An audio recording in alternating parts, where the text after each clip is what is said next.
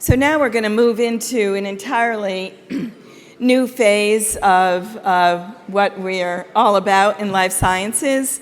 We're going to start with a keynote by Rebecca Grant talking about the great research she's been doing for the city of Philly and all the things that Philadelphia is doing to help grow life sciences.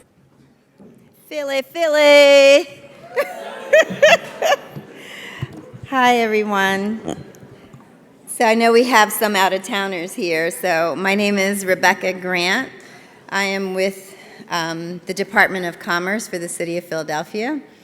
I'm the Senior Director of Life Sciences and Innovation for our Business Development Unit. And that simply means I work with life science companies who want to expand in Philadelphia, who want to be in Philadelphia, and who we'd like to retain in Philadelphia.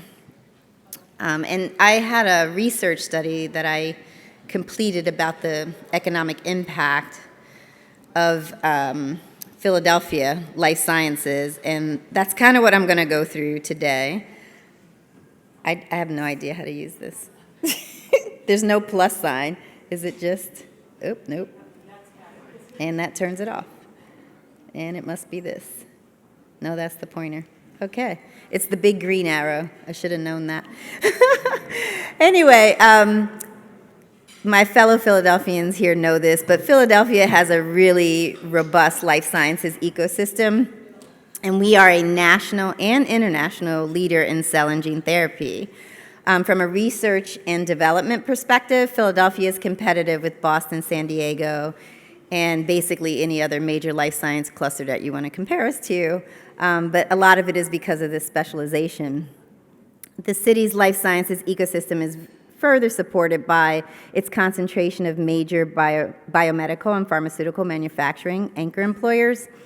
And even though the majority of these anchor employers are located beyond the city limits, they still contribute to our city's competitive positioning as attractors and generators of talent. And that literally is from frontline workers to C-suite positions.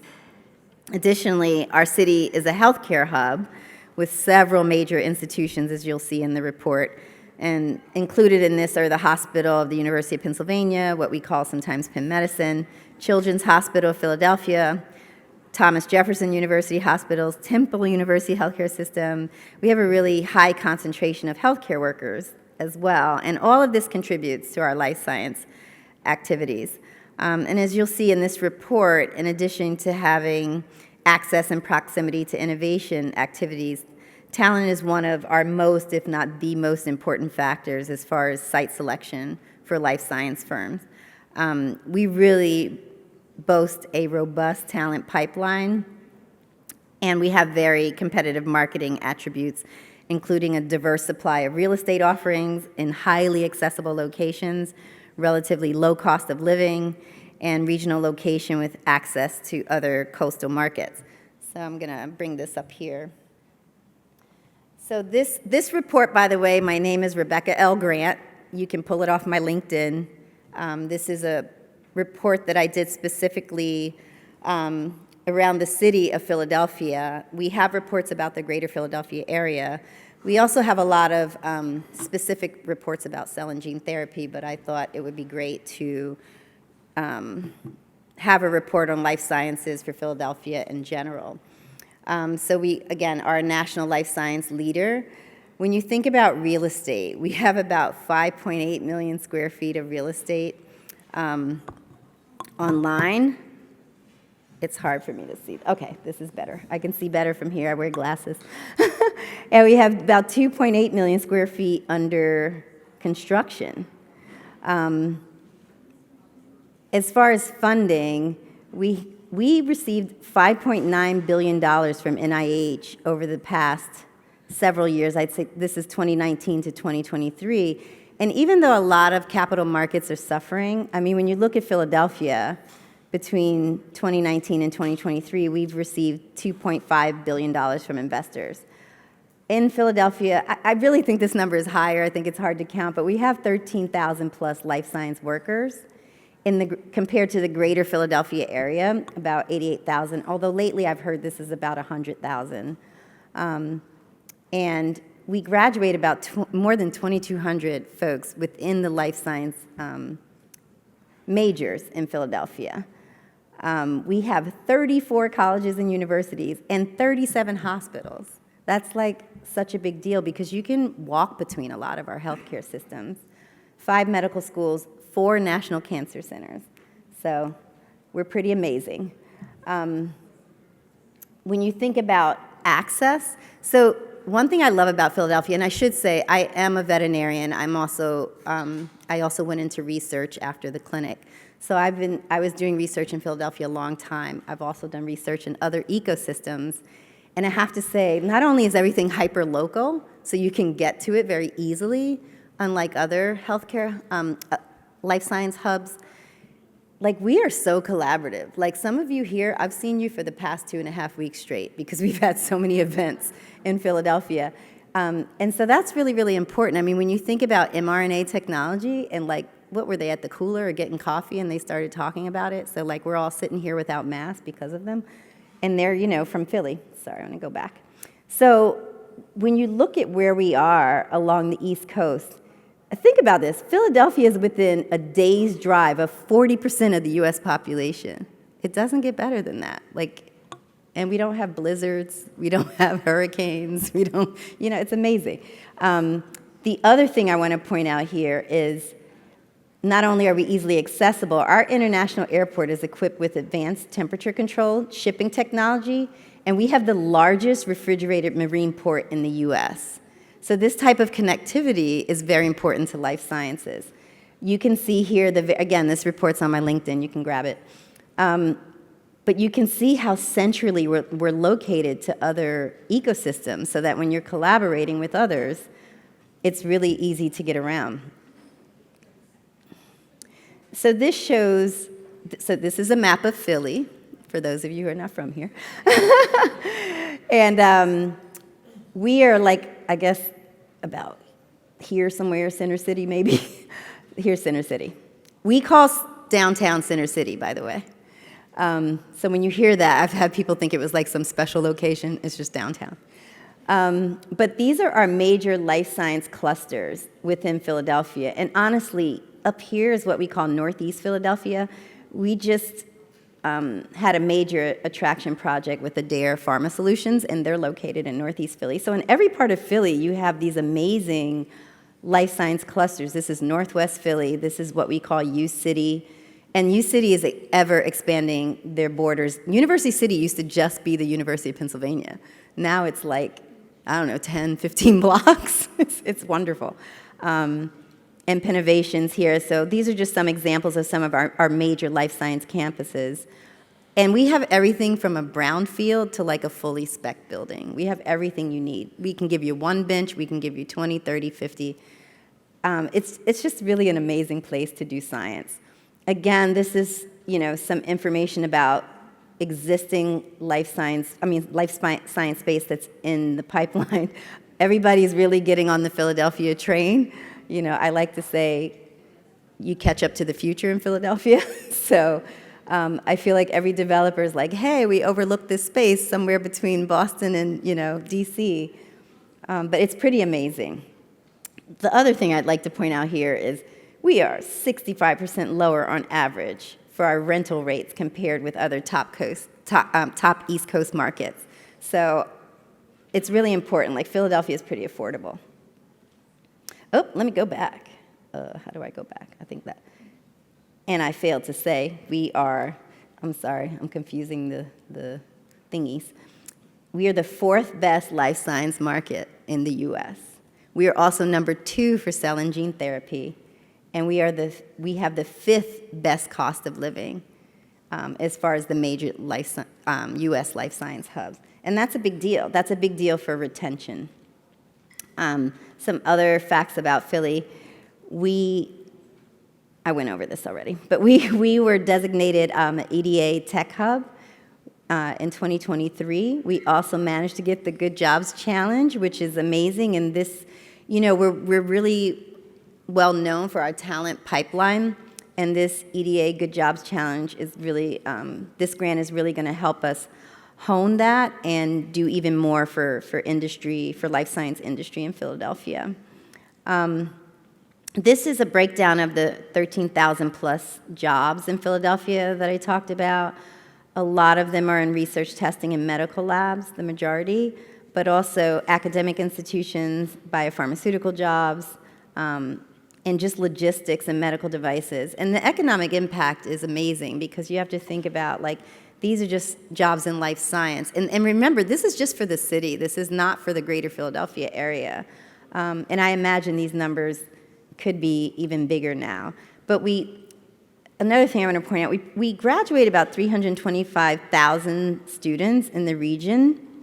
And when you think about our cost of living, it's really a big deal, right? You come out of one of these big institutions, you might have loans, you look at rent in Boston, you look at rent in New York, and you're like, I can't afford that. You look at Philly, you're like, I can buy a house.